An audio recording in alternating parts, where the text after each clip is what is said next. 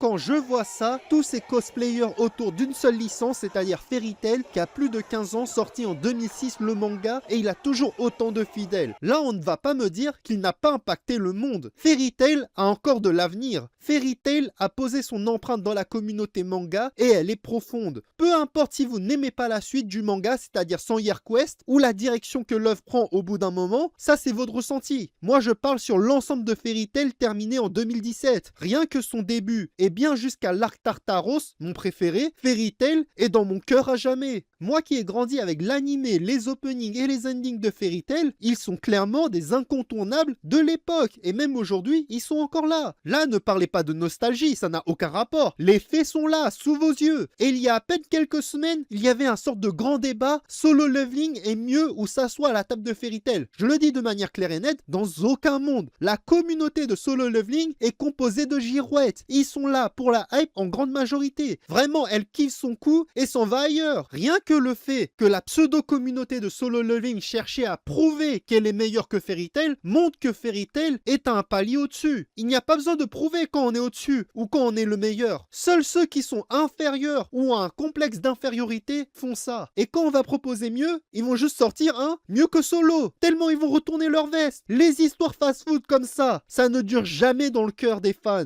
Et je le dis par expérience, sauf si c'est votre premier d'une longue série de ce genre. Moi, c'était Pinlon et Moonlight Sculptor, des précurseurs du genre en roman. Si vous n'êtes pas d'accord, soit vous êtes juste trop jeune et vous manquez de culture, soit vous êtes juste des kiffeurs. Vous êtes juste là pour le divertissement et vous aimez consommer le fast-food. Mais sachez que vous allez finir par vous lasser tellement que c'est répétitif et vide en scénario. Les précurseurs que je vous cite avaient une vraie histoire et ils ont tellement été mal repris par leurs successeurs, voilà la bouse que vous voyez. Bref, Fairy Tail, il est dans mon cœur à jamais et Solo Leveling est déjà dans ma cuvette depuis des lustres.